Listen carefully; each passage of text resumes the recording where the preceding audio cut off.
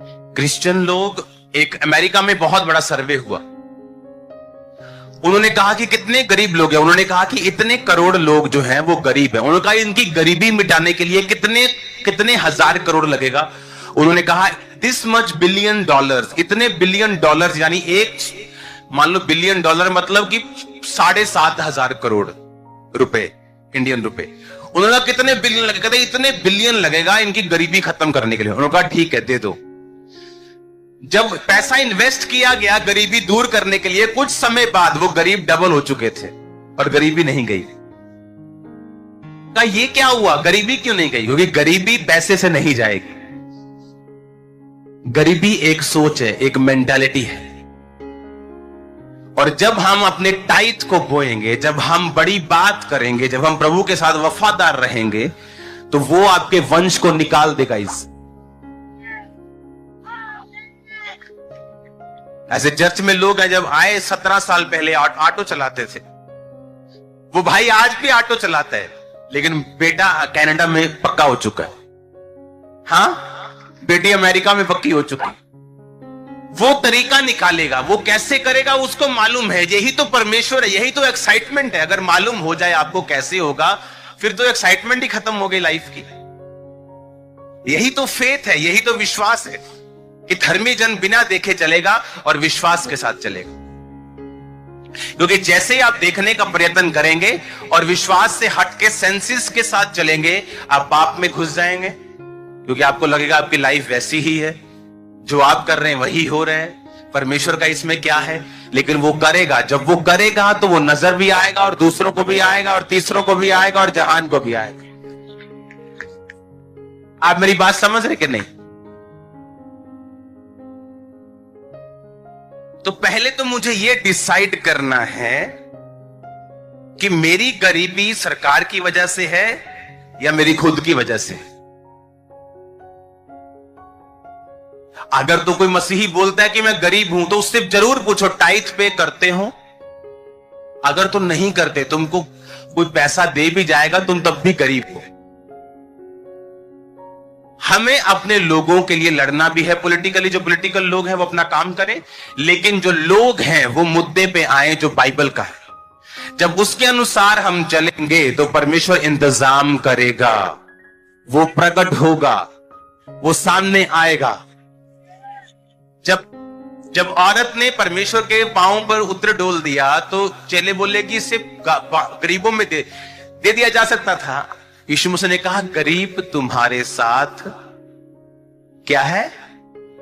इसका मतलब क्या कि गरीबी दूर आप नहीं कर पाएंगे, क्योंकि वो यीशु मसीह ने कहा वो सदा रहेंगे। लेकिन उस गरीब कैटेगरी में आप शामिल होना चाहते हैं या नहीं? अगर तो नहीं होना चाहते, फिर आज मुझे लाइफ में अपनी प्रायोरिटी सेट करनी पड़ेगी कि मुझे चाहे मैं 30 रुपए कमाऊं, मुझे 3 रुपए निकालने हैं। मैं थोड़े में रहूं, ज्यादा में रहूं, मुझे पवित्रताई में रहना है। मुझे बड़ा सोचना है, बड़ा निकालना है मुंह से।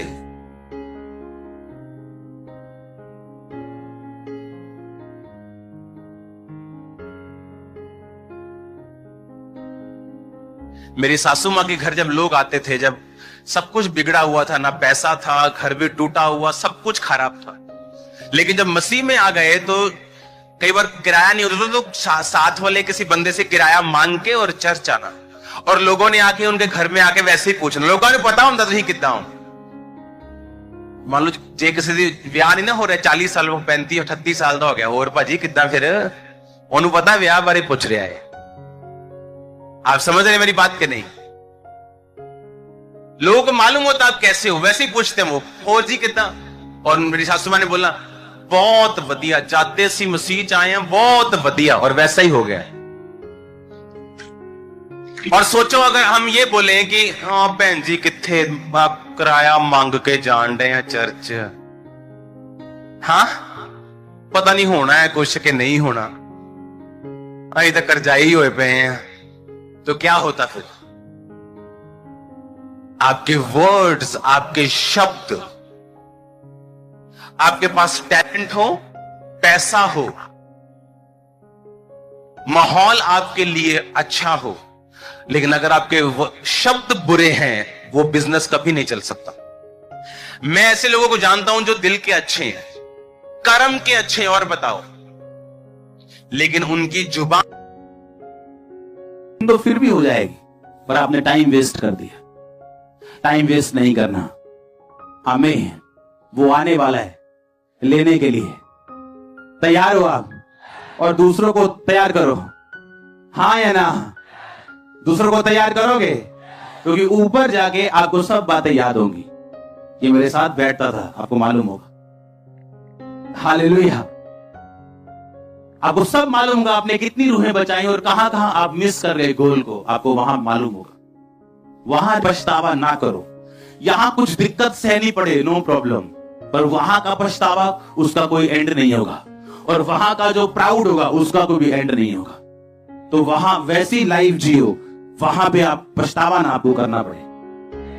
और धरती की जिंदगी, अगर वो आपको स्वर्गीय जिंदगी दे सकता है तो धरती पे भी स्वर्ग बनाएगा।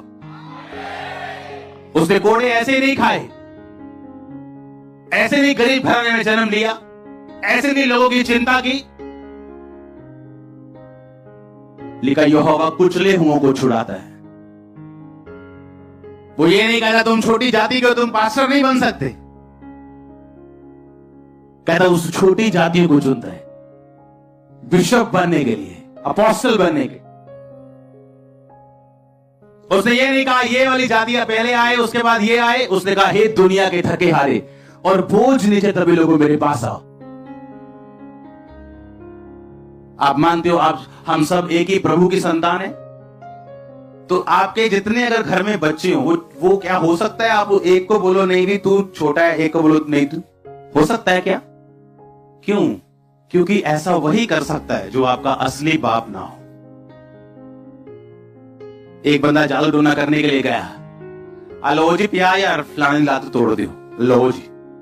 वो जादू टोना जिन शक्तियों की सहायता से कर रहा है, अगर आप उनकी संतान होते तो क्या एक बच्चे के कहने पर दूसरे बच्चे की टांग तोड़ता है बाप?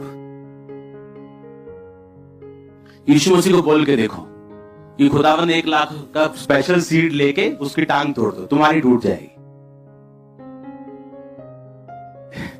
बोलेगा मेरी भी टूट गई। यीशु ने कहा जो तू बोएगा वो तू। अगर आप एक बच्चे के कहने पे दूसरे बच्चे की टांग नहीं तोड़ देते तो क्या जो असली बाप है आपका वो तोड़ देगा? इसका मतलब हमारा असली बाप कौन है? इसका मतलब हमारा असली पिता कौन है? क्योंकि वो एक बच्चे के कहने पे अपने दूसरे बेटे की बेटी की टांग नहीं तोड़ेगा। फलानी ने मेरी मिट्टी उठा ली जी, मेरा हस्बैंड उसके पास चला गया। अगर वो तेरा सच्चा पिता होता, परमेश्वर होता, क्या वो ऐसा करने देता?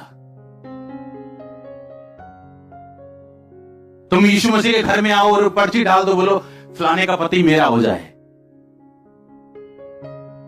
जो तुम्हारा है वो भी चला जाएगा। हाँ, क्योंकि यीशु मसीह कहता अगर तू मेरा बेटा है तो वो भी क्या है? तो ये कौन सा बाप है जो एक बेटे के कहने पे दूसरे बेटे को मार दे? लेकिन अगर वो दुश्मन हो बाप की पहरावे में तो ऐसा करेगा, क्योंकि बाइबल कहती है शैतान नाश करने के लिए, घात करने के लिए, चुराने के लिए आया। यीशु मसीह आए जीवन देने के लिए, और अबंडेंस, बहुतायत का जीवन देने। खुदा ने इतना बड़ा दिमाग दिया है, सोचने के लिए दिया है, समझने के लिए दिया है, सच्चाई और बुराई की परख को जानने के लिए दिया है, सच्चाई क्या है झूठ क्या है सोचने के लिए दिया है। इसलिए अगर दुश्मन से प्यार कर, क्योंकि वो भी तेरा ही भाई है। जहां को बचाने की बात होगी वो बचाएगा। जब कोई बिल्कुल वचन से बाहर होगा तो वहां आपको वो सुरक्षित रखेगा। अपने हाथों को उठा बोलो थैंक यू जीसस।